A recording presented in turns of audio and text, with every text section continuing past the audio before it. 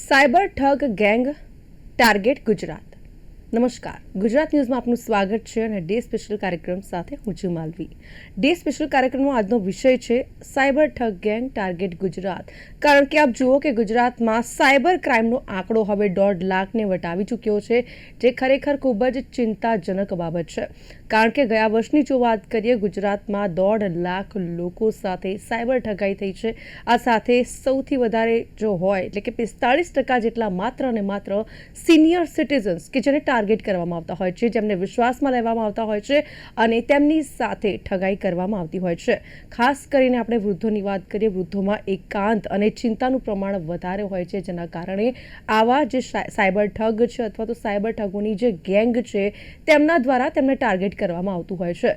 સૌથી વધારે વાત કરીએ તો બચતમાં વધુ વળતરની લાલચમાં પણ વૃદ્ધો આનો ભોગ બનતા હોય છે અને વારંવાર કહેવાય ને કે ઘણી વખત એવું બનતું હોય છે કે સતર્કતા હોય છે, ખબર હોય છે કે આ વસ્તુ કરવાથી આ વસ્તુ થશે, પરંતુ તેમ છતાં કહેવાય ને કે ક્યાંક કોઈક એવી નાની ભૂલ કરી દેવામાં આવતી હોય છે, જેના થકી આવા લોકો છે, ઠગો છે, તે આપણને ટાર્ગેટ કરતા હોય છે. ત્યારે ખાસ આ વિષય ઉપર વાત કરીશું. સિનિયર સિટીઝન સાથેની ઠગાઈમાં 6 વર્ષમાં 86% વધારો નોંધાયો છે અને ખરેખર આ ચિંતાજનક બાબત છે. આમ તો વારંવાર કહેવાની કે સરકાર દ્વારા પણ આપણને સતર્કતા દાખવવા માટે કહેવામાં આવતું હોય છે, પરંતુ તેમ છતાં કેટલીક વખત આપણે પણ તેમનો શિકાર બની જતા હોઈએ છીએ, કારણ કે એટલી હદ સુધી વિશ્વાસમાં લેવામાં આવતા હોય છે અને ત્યારબાદ કહેવાની કે બ્લેકમેલ કરવામાં આવતા હોય છે. સાથે એવી વાતો તમને બહેલાવી ફૂસલાવીને તમામ એવા હથકંડા અપનાવવામાં આવતા હોય છે કે તમે તેની વાતમાં આવી જ જાઓ. અને ખાસ કરીને વૃદ્ધોની જો વાત કરીશું તો સૌથી મોટું કારણ છે કે સોશિયલ મીડિયાનું જ્ઞાન અધૂરું હોય, ટેકનોલોજીનો અભાવ. કારણ કે કહેવાય ને કે ટેકનોલોજી અત્યારે ખૂબ જ આગળ વધી રહી છે. એઆઈ ક્ષેત્રે હોય, આ સાથે સોશિયલ મીડિયાની પણ વાત કરી, અલગ અલગ પ્લેટફોર્મ્સ ઊભા કરી દેવામાં આવ્યા છે, જેના કારણે જે સિનિયર સિટીઝન્સ હોય છે તેમની અંદર કહેવાય ને કે જ્ઞાન એનું પૂરતું હોતું નથી, જેનો લાભ આવા સાયબર ઠગો ઉઠાવતા હોય છે. તો આ વિષય ઉપર જ આજે વાત કરવી છે ને આપણી સાથે આ વિશે ચર્ચા કરવા માટે જોડાયા છે દેવરાજ મિસ્ત્રી, જેઓ એઆઈ એક્સપર્ટ છે. દેવરાજજી, સ્વાગત છે આપનું ડે સ્પેશિયલ કાર્યક્રમમાં. સાથે છે પાર્થો પંડ્યા, જેઓ સિનિયર સાયબર એક્સપર્ટ છે. પાર્થોજી, સ્વાગત છે આપનું ડે સ્પેશિયલ કાર્યક્રમમાં. Thank you. સૌથી પહેલા તો વાત કરવી છે કે જે રીતે 1.5 લાખને જ્યારે આંકડો વટાવી ગયો છે, ખરેખર આપણા માટે આશ્ચર્યજનક આ બાબત કહેવાય કે આવા સાયબર ઠગો છે આપણા ગુજરાતમાં અનેક લોકોને ટાર્ગેટ બનાવી રહ્યા છે, ખાસ કરીને વૃદ્ધોને ટાર્ગેટ કરી રહ્યા છે. અને હવે સવાલ અહીંયા એ થઈ રહ્યો છે કે ઠગ ટોળકીઓ છે તેમની સુધી બધી ઇન્ફોર્મેશન કેવી રીતે પહોંચતી હોય છે. બેંક ખાતાની વિગતો સાથે પરિવારની પણ વિગતો તેમની પાસે હોય છે કે પરિવારમાં કોણ કોણ છે, બેંકમાં કેટલા પૈસા પડ્યા છે અને વૃદ્ધ છે તે કઈ વાતથી કહેવાય કે બ્લેકમેલ થશે યા તો પછી તેમને આત્મવિશ્વાસ છે તે પણ જીતી શકશે. દરેક એંગલથી જોઈએ તો ઘણી બધી વિગતો આ ટોળકીઓ પાસે હોય છે. તો આ વિગત બેઝિકલી પહોંચે છે કઈ રીતે એમની પાસે, પાર્થોજી? જી ચોક્કસ માલવી, આપણે જે રોજિંદા વસ્તુઓ વાપરી રહ્યા છીએ અથવા રોજિંદા જે આપણે ડીમાર્ટ જઈ રહ્યા છીએ અથવા કોઈ પણ એવી જગ્યાએ જઈ રહ્યા છીએ જ્યાં આપણે આપણા મોબાઈલ નંબર, આપણો ડેટા, આપણું નામ, આ બધી વસ્તુઓ આપી રહ્યા છીએ.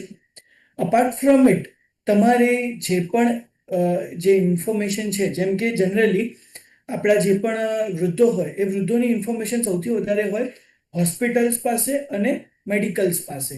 તો હવે મેડિકલ પાસે જ્યારે એમનો ફોન નંબર, એમનું નામ, એમની એજ, એમને કઈ કન્ડિશન છે, એ બધી જ ડિટેલ્સ એમને હોય જ છે એમની પાસે.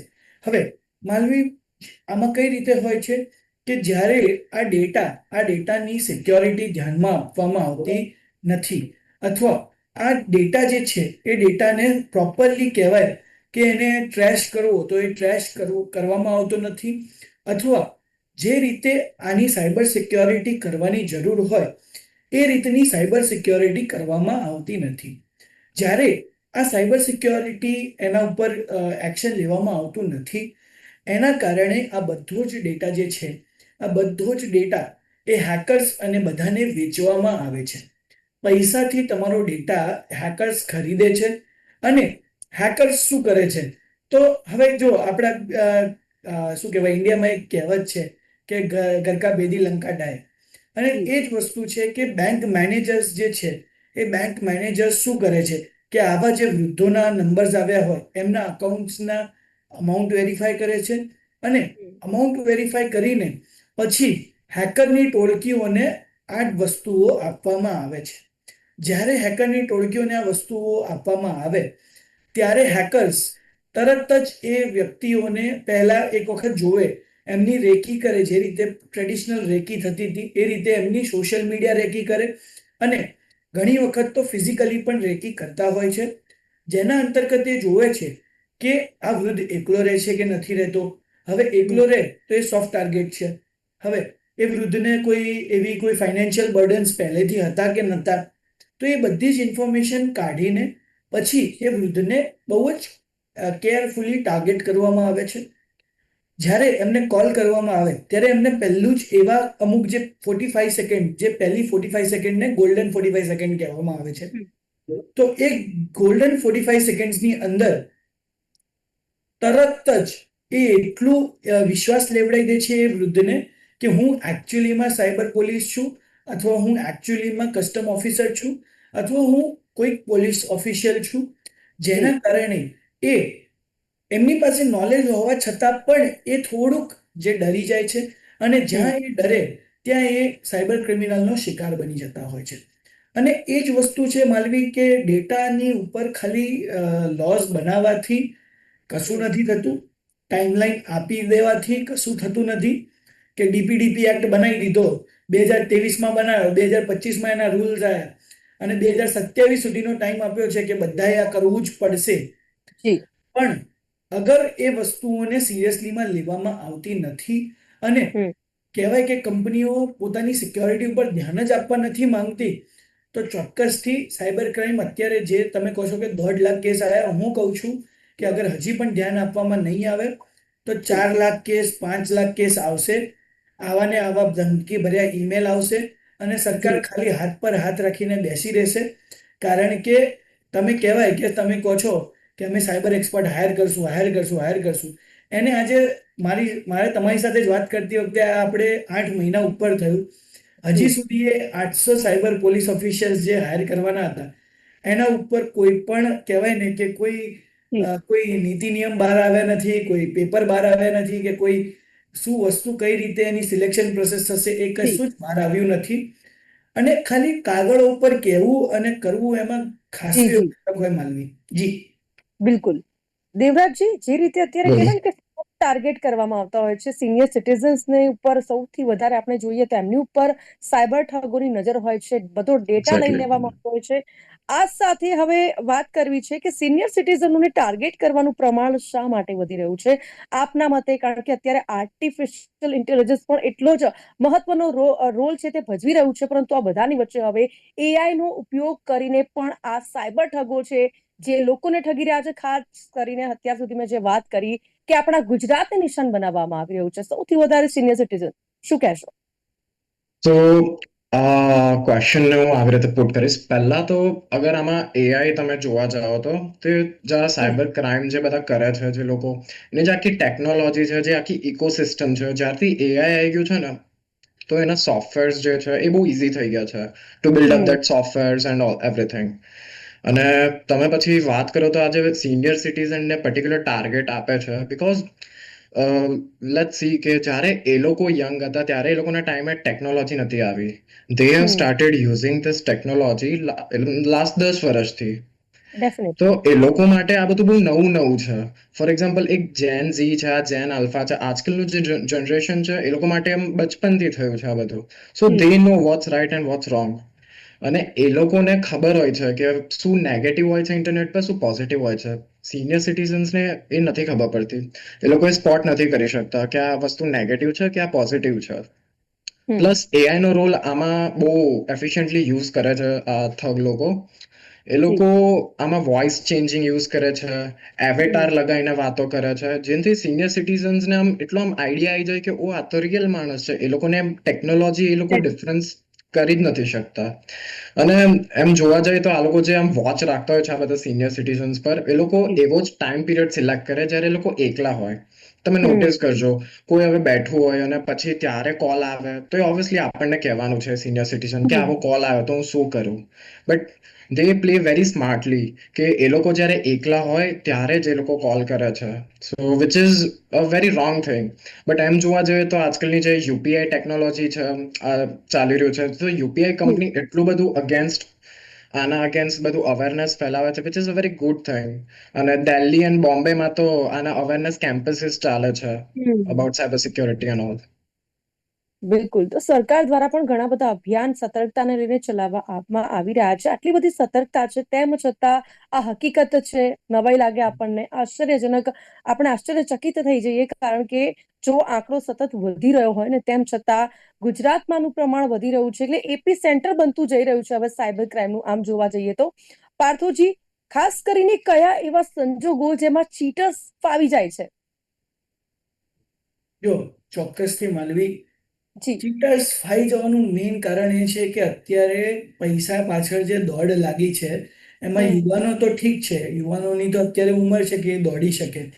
પણ જે કહેવાય કે મિડલ એજ પીપલ જે છે, 40 30 40 એજના, એ લોકો યસ. પણ પોતાના મા બાપને અત્યારે બીજે રાખીને અત્યારે કમાવા માટે બીજા શહેરોમાં રહેતા હોય છે, હમ. એમને ગામડે રાખતા હોય છે. જ્યારે ગામડે રાખે છે ત્યારે એ લોકો એકલા છે, ત્યાં સાયબર ક્રિમિનલ સૌથી પહેલા ફાઈ જાય છે. બીજું, ત્યારે સાયબર ક્રિમિનલ ફાઈ જાય છે કારણ કે આવા જે કહેવાય કે આવા જે પણ બાળકો છે, એ બાળકો અને એમના મા બાપ જે છે, એ મા બાપને એટલું અવેરનેસ નથી એ વસ્તુ સુધી. હવે હમ. આપણે ભલે કહીએ કે ઘરે ઘર પાણી પહોંચી ગયું, પણ આપણે બધાને ખબર છે કે નર્મદાના નળ ક્યાં ક્યાં સુધી પહોંચ્યા છે. ધ સેમ વે આપણે ભલે કહીએ કે સાયબર અવેરનેસના કેમ્પેન્સ ચાલી રહ્યા છે, આ ચાલી રહ્યું છે, બધું જ છે, પણ હમ. જે વૃદ્ધો સુધી આ વસ્તુઓ પહોંચવી જોઈએ, કારણ કે જે 50% ઓફ ધ ટાર્ગેટ એ વૃદ્ધ જ છે. અને એમની જી. પાસે મની એટલા માટે છે કારણ કે એમને પૂર્વજોના જે પણ કહેવાય કે જમીનો છે, જમીન જાયદાદ છે, હમ. એમના શેર છે, એ બધાના કારણે એ અમાઉન્ટ એમની પાસે છે, અને જી. એના કારણે જ સાયબર ક્રિમિનલ ત્યાં ફાઈ જાય છે. સાયબર ક્રિમિનલને શું છે કે એ કોઈ પણ વૃદ્ધ વ્યક્તિ હશે, એને કહેશે કે દાદા, તમારું જે પૈસા છે એ આપણે 5 દિવસમાં ડબલ કરી દઈશું, આ રીતે હમ. ઇન્વેસ્ટ કરો તમે, તમારા પૈસા ડબલ થઈ જશે. અને જી. વૃદ્ધ વ્યક્તિ શું કરશે, એ પોતાના હમ. પોતાના બાળકનું સારું વિચારતા કે હું પૈસા ડબલ કરીને આપું તો થોડાક મારા દીકરાને મોકલી દઈશ, એ મજૂરી કરે છે તો હમ. આ જે એક સાયકોલોજી છે, એ સાયકોલોજીના વખતે સાયબર ક્રિમિનલ સૌથી વધારે ફાઈ જાય છે. બીજી વસ્તુ એ છે કે કહેવાય ને કે ખાલી રેપિડ રિસ્પોન્સ 1930 પર કોલ કરવાથી નથી મળી રહ્યો. તમે જી. એમ કહો છો કે ગોલ્ડન અવરમાં કોલ કરો, પોસ્ટરો હમ. લખી રહ્યા છો, પણ સાચું કલામાં ઓન ગ્રાઉન્ડ લેવલ કેટલા કેસ સોલ્વ કર્યા, કેટલું એકચ્યુઅલીમાં કરવામાં આવ્યું છે, એનો કોઈ રેકોર્ડ પબ્લિકલી અવેલેબલ નથી. હા, કદાચ જી. 100% સરકાર કામ કરે છે, હું ના નહીં પાડું, પણ હમ. એનો આમ કહેવાય ને કે તમે એમ કહો છો કે 1.5 લાખ સાયબર ક્રાઇમ થયા, સોલ્વ કેટલા જી. થયા, એનું કોઈ સોલિડ પ્રૂફ નથી. જી માનવી. ડેફિનેટલી. જે એટલે આમાં હજી પણ આપણને સતર્કતા અને કામ કરવાની જરૂર છે, જેથી કરીને આપણું ગુજરાત અને આપણા ગુજરાતના જે વડીલો છે, જેને આપણે સિનિયર સિટીઝન્સ કહીએ છીએ, તે ભોગ બનતા અટકી શકે. અને આ સાથે એક વસ્તુ એ પણ છે કે વૃદ્ધો છે તે સંકોચ અનુભવતા હોય છે કે પોતે છેતરાઈ ગયા છે, આ ઠગ બાજુના ભોગ બની ચૂક્યા છે, એમની પાસેથી છેતરાઈ ચૂક્યા છે, પરંતુ શરમ કે ક્યાંક ડરના કારણે લોકો પરિવાર સાથે શેર કરી શકતા નથી, સંકોચ અનુભવે છે. તો આ સંકોચ કેવી રીતે દૂર કરી શકાય, અને ખાસ કરીને સિનિયર સિટીઝન્સ માટે સતર્કતાને લઈને હવે આગળ શું કરવાની જરૂર છે, દેવરાજજી?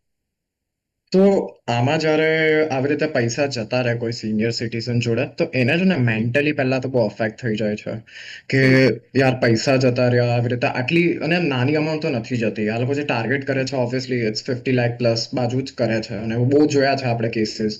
તો એટલી મોટી અમાઉન્ટ અગર કોઈના અકાઉન્ટમાંથી જતી રહે, માણસ પહેલા પેનિક તો થાય. અને બટ એ જ્યારે થશે ત્યારે એને એવું જ લાગશે કે આ મારી ભૂલના લીધે થયું છે, મેં આમ સામે આને બધી ઇન્ફોર્મેશન ને બધું આપ્યું હતું. સો એ વસ્તુથી આમ થોડો અંદર અંદર આમ એ જે સિટીઝન હોય, સિનિયર સિટીઝન, આમ ડરતો હોય કે લાઈક હવે હું કહું કે ના કહું મારા ઘરે, મારા પુત્રને કે આ લોકોને કહું, અને કહું તો બી શું થશે, કે પૈસા પાછા આવશે કે ના આવશે. સો એક ફેક્ટર છે કે ગવર્મેન્ટે કરવું જોઈએ કે એ લોકોએ સિનિયર સિટીઝનને કહેવું જોઈએ પહેલા તો દે શુડ એજ્યુકેટ કે અગર કોઈ 60+ ઇઝ યુઝિંગ યુપીઆઈ, તો એને પહેલા એક શું કહેવાય લેક્ચર આપો, about 30 minutes lecture. I have seen this in Switzerland કે whenever a senior citizen is into banking, they give a 30 minutes of lecture. So આપણા ઇન્ડિયામાં બી આઈ ગેસ એ સ્ટાર્ટ કરવું જોઈએ કે this is how the flow of UPI is working. અગર તમારે કોઈને પૈસા મોકલવા હોય તો જ પિન એન્ટર કરવાનો. અગર કોઈ પૈસા માંગતું હોય તો you have to never enter a pin. So educating the senior citizen is the most important thing. બિલકુલ.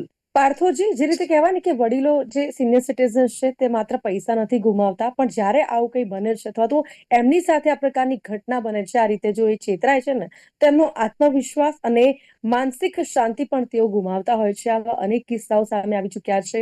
આપણે ઘણા બધા જે સિનિયર સિટીઝન્સ છે જેમને ટાર્ગેટ કરવામાં આવ્યા છે, પરંતુ હવે એ ચિંતાનો વિષય બની ગયો છે કે જો આ પ્રકારે સાયબર ક્રાઇમ થતું હોય છે, સાયબર ફ્રોડો આટલી હદ સુધી લોકોને ટાર્ગેટ કરતા હોય છે, તેમની બધી જ વિગતો મેળવી લેતા હોય છે, એમના એકાઉન્ટમાં કેટલા પૈસા પડ્યા છે, બધું જ નોલેજ, આ બધી જ વિગતો તેમની પાસે હોય છે.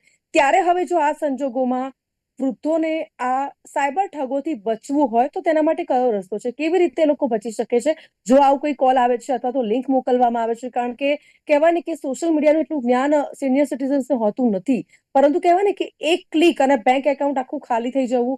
તો હવે આ પ્રકારની જે ઘટનાઓ બનતી હોય છે તેને કેવી રીતે અટકાવી શકાય, અથવા તો સિનિયર સિટીઝન્સ છે એમના માટે હવે ચેતવવાની કઈ રીતે જરૂર છે, શું કરી શકાય, કેવી રીતે અટકાવી શકાય સિનિયર સિટીઝન્સને જો કોઈ ઠગે તો? ઓકે, ચોક્કસ માલવી. જો સૌથી પ્રથમ વસ્તુ એ જ છે કે દરેક સિનિયર સિટીઝન જે પણ વૃદ્ધ અત્યારે મને જોઈ રહ્યા છે એ બધાને પહેલાં પહેલી એક રિક્વેસ્ટ છે, તમને સાચી લિંક પણ આવે ને તોય તમે એક વખત રિપોર્ટ કરશો ને તો ચાલશે, પણ કોઈ પણ લિંક ઉપર તમે પહેલું તો ટેપ ના કરો.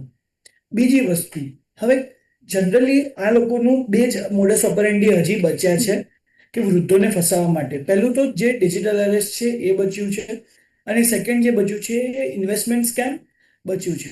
અને આના સિવાય ક્યાંક રેર કેસીસની અંદર જે કહેવાય ને કે અભદ્ર વિડીયો કોલ વાળું જે એક બચ્યું છે, બરાબર? તો પહેલા કેસની અંદર શું કરવાનું છે તમારે? તો ડિજિટલ અરેસ્ટ જેવું કોઈ પણ પ્રાવધાન છે જ નહીં કે તમને આ રીતે કોઈ પણ ગવર્મેન્ટ ઓફિશિયલ રોકી શકે. એનું કોઈ રૂલ કે રેગ્યુલેશન છે નહીં. તો પહેલું કોઈ પણ આવો કોલ આવે, કોઈ પણ પોલીસ ઓફિશિયલ છે, કોઈ પણ વ્યક્તિ છે, સીધો તમારો એક જ રિપ્લાય થવો જોઈએ, સીધો કટ ધ કોલ. એના સિવાય પહેલું કટ ધ કોલ એ તમારો ફર્સ્ટ સ્ટેપ હોવો જોઈએ. પહેલું તમારું કદમ એ જ હોવું જોઈએ. બીજો તમારો જે હોવું જોઈએ એ હોવું જોઈએ કે તમે સીધામાં સીધું 1930 પર કોલ કરશો, અથવા 1930 પર કોલ કરતા તમને ડર લાગી રહ્યો છે તો તમારો કોઈ મિત્ર જે થોડુંક યંગ હોય, તમારાથી 5-6 વર્ષ યંગ હોય અને એ ટેકનિકલ બેકગ્રાઉન્ડથી હોય, તો એ વ્યક્તિને પહેલા કોલ કરો અને એને આખી વસ્તુઓ સમજાવો. એ તમારો બીજો સ્ટેપ હોવો જોઈએ. અને ત્રીજો, નજીકતમ જે પોલીસ સ્ટેશન છે એ પોલીસ સ્ટેશન ઉપર જઈને આ વાત ખુલ્લા દિલથી કરી દેવાની જરૂર છે. કારણ કે સાયકોલોજીકલી અગર તમે હારી ગયા તો 100% તમે ફસાશો ને ફસાશો. એટલે માનસિક રીતે તમારે કોઈ પણ જાતની ડર લેવાની જરૂર નથી. બીજો કેસ જે મેં કીધો કે એની અંદર ઇન્વેસ્ટમેન્ટ ફ્રોડ. દાદા, તમને અત્યારે બધાને જે પણ સિનિયર સિટીઝન્સ છે એમને રિક્વેસ્ટ છે કે જો 12% 13% શું કહેવાય કે ઇન્વેસ્ટમેન્ટથી રિટર્ન મળવું એ બધું ખાલી કહેવાની વાતો છે. તો એ વસ્તુઓમાં પડવાની જરૂર નથી. અગર તમારે પડવું છે તો તમે એકચ્યુઅલીમાં બેંકમાં જાઓ, બેંકમાં જઈને ઓફિશિયલી બેંકના જે એમ્પ્લોઈઝ છે એમના થ્રુ આ વસ્તુઓ કરાવડાવો, કે મ્યુચ્યુઅલ ફંડ્સ કે આ તે શેર જે પણ કરવું છે તમારે એ. ત્રીજી વસ્તુ, જે અભદ્ર વિડીયો કોલ જે તમને આવે છે એના કેસની અંદર કોઈ પણ ચિંતા કરવાની જરૂર નથી. સીધું તમારે એક જ વસ્તુ કરવાની જરૂર છે. પહેલું 1930 પર કોલ, બીજું cyber.gov.in ઉપર એને કોઈ પણ તમારા મિત્ર છે હોય એમના થ્રુ અથવા તમે જાતે પણ એ રિપોર્ટ કરી શકો છો. અને ત્રીજી વસ્તુ કરવાની છે એ સૌથી ઇમ્પોર્ટન્ટ એ છે કે જ્યારે પણ આ રીતના વિડીયો કોલ આવે તો તમારે પહેલું જતું રહેવાનું સ્ટોપ NCII ઉપર, STOP NCII ઉપર. અને તમારો જે પણ વિડીયો આપીને તમને ધમકાવવામાં આવી રહ્યા છે એ સીધો તમારે એ વેબસાઇટ ઉપર અપલોડ કરી દેવાનો, જેનાથી એ દુનિયાના જેટલા પણ ઇન્ટરનેટ પ્લેટફોર્મ્સ હશે એ પ્લેટફોર્મથી એ વિડીયો રિમૂવ થઈ જશે. અને આ 3 જે કેસીસની અંદર તમે આટલું ખાલી ફોલો કરશો હું કહું છું કે 1,50,000 કેસીસ જે આવ્યા ફોર એક્ઝામ્પલ, હમ એ જી 1,50,000ની જગ્યાએ ખાલી ને ખાલી 10,000 કે 20,000 કેસીસ આવવાના ચાન્સીસ થઈ જશે. કારણ કે ખાલી એવું નથી કે વૃદ્ધોએ આ ફોલો કરવાનું છે, જવાનિયાઓ જે હમ પણ છે એમણે પણ આ વસ્તુઓ ફોલો કરવાની જરૂર છે.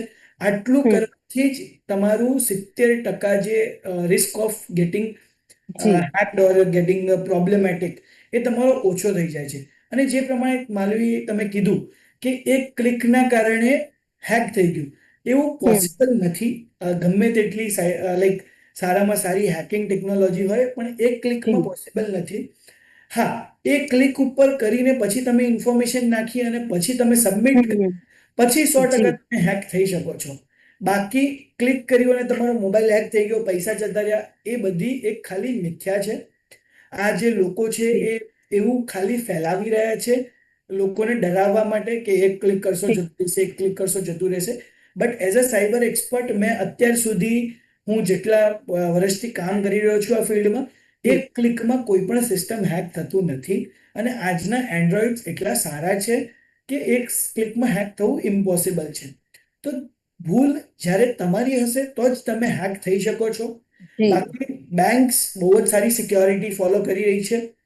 જી ઇવન એન્ડ્રોઈડ ડિવાઇસીસ આપનારા તમને એ પણ સારામાં સારી સિક્યોરિટી ફોલો કરી રહ્યા છે. તો જી ભૂલ ખાલી તમારી છે, ના કે કોઈ ટેકનોલોજીની.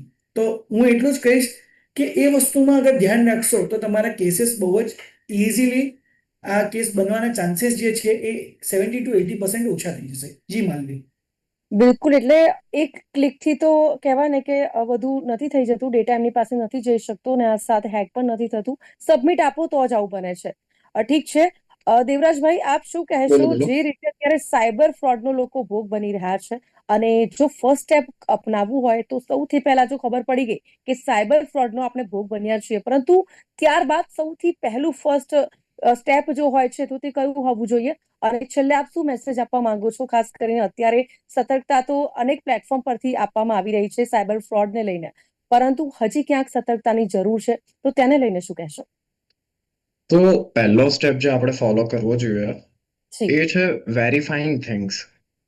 આપણે કોઈ વસ્તુ, અગર કોઈ લિંક આવે એને વેરીફાઈ કર્યા વગર આપણે ઓપન કરીએ છીએ, કોઈ પેજ હોય, કોઈ ગૂગલ ફોર્મ હોય, બધું આમ વેરીફાઈ કર્યા વગર તમે બધી ક્લાસિફાઈડ તમારી ઇન્ફોર્મેશન સામે સબમિટ કરી દેશો તો that will put you in trouble. Okay, આરામથી હેકર્સને અગર તમારી બેંક ડિટેલ્સ ને બધું મળી જશે તો he can get and snatch all the information. Suppose પછી આજે ઇન્વેસ્ટમેન્ટ વાળું ચાલી રહ્યું છે તો તમે એને લીગલ ડોક્યુમેન્ટ્સ મંગાવો કે સારું, મને જેટલી બી ટર્મ્સ એન્ડ કન્ડિશન ને તમારું જેટલું બી છે બધું મને મોકલો. તો ચેક જી દેટ ડોક્યુમેન્ટ્સ કે ISO certified, government certified, RBI ને બધું અંદર છે કે નહીં, RBI સ્ટેમ્પ્સ એન્ડ ઓલ. અને આમાં પોસિબિલિટીઝ છે કે ફેક હોવાના chances, but there is always a serial number of any document or any terms and condition. So check that serial number on government website. અગર ત્યાં તમે સિરિયલ નંબર એન્ટર કરશો તો એ લખેલું આવશે આરબીઆઈની વેબસાઇટ પર કે યા ધીસ ઇઝ કરેક્ટ. તો verifying things is the most important thing. અને સેકન્ડ, ટેકિંગ ટાઈમ, કે તમે ટાઈમ લો. તરત જ લાઈક એક જ મિનિટમાં હા હા ડન ડન ડન તમે વિચારો કોઈ વસ્તુ કે if you are putting 8 lakh rupees, તો 8 lakh rupees is not a small amount. So તમે જે અમાઉન્ટ મૂકો છો, તમે કોને આપો છો સામે, એ માણસ એ પૈસાનું શું કરશે, આ બિલકુલ. એટલે ફર્મ કયું છે. વેરીફાઈ, જી બિલકુલ, એટલે યસ, વેરીફાઈ વેરીફાઈંગ થિંગ્સ. ટપાલ જોવા મળતો હોય છે. જે બિલકુલથી. હમ. તો અહીંયા આપણે ચર્ચાની સમાપ્તિ કરીએ છીએ. થેન્ક યુ વેરી મચ દેવરાજભાઈ એન્ડ પાર્થોજી, આપ બંને અમારી થેન્ક સાથે યુ. જોડાયા અને ડે સ્પેશિયલ કાર્યક્રમમાં ચર્ચા કરી, ભાગ લીધો એ બદલ thank you very much. Thank you. તો જે રીતે હવે સાયબર ફ્રોડના કિસ્સાઓ વધી રહ્યા છે અને જેમાં જે આંકડાઓ સામે આવી રહ્યા છે, ચોક્કસથી આશ્ચર્યજનક આંકડા છે, પરંતુ જો હવે આની ઉપર રોક લગાવી હશે તો ચોક્કસથી દરેકની અંદર આ સતર્કતા હોવી જોઈએ. અને જે રીતે સિનિયર સિટીઝન્સ આનો ભોગ બની રહ્યા છે, ત્યારે એટલું જ કહેવું છે કે જે રીતે સાયબર એક્સપર્ટ દ્વારા કે પછી કહેવાય ને કે સાયબર AI એક્સપર્ટ દ્વારા પણ સમજાવવામાં આવતું હોય છે, ત્યારે એ જ ફોલો કરવું જોઈએ. કારણ કે ઇન્સ્ટન્ટ કોઈ ફ્રોડ થતું નથી કે નથી. એક ક્લિક કરવાથી એ તમારી સાથે ફ્રોડ ફટાફટ થઈ જતું નથી, પરંતુ હા, જો તમારા પરિવારની અંદર કોઈ એવું વ્યક્તિ હોય જેને ટેકનોલોજીનું નોલેજ હોય ને આ સાથે જો તમને કોઈ પણ ડાઉટ હોય તો ચોક્કસથી તેમની સાથે શેર કરજો. કદાચ આ રસ્તાથી તમે બહાર નીકળી શકશો. ને સૌથી પહેલાં સ્ટેપ જે કરવામાં આવે છે 1930 આ નંબર છે જે જાહેર કરવામાં આવ્યો છે, જેની ઉપર પણ તમે કોલ કરીને તમારી જે કમ્પ્લેન છે તે કરાવી શકો છો. આમાં કોઈ જ સંકોચ કે કોઈ જ શરમ છે તે પણ અનુભવવાની જરૂર નથી. તો હાલ ડે સ્પેશિયલ કાર્યક્રમમાં બસ આટલું જ. ફરીથી મળીશું નવા વિષય સાથે. હાલ મને આપશો રજા. નમસ્કાર.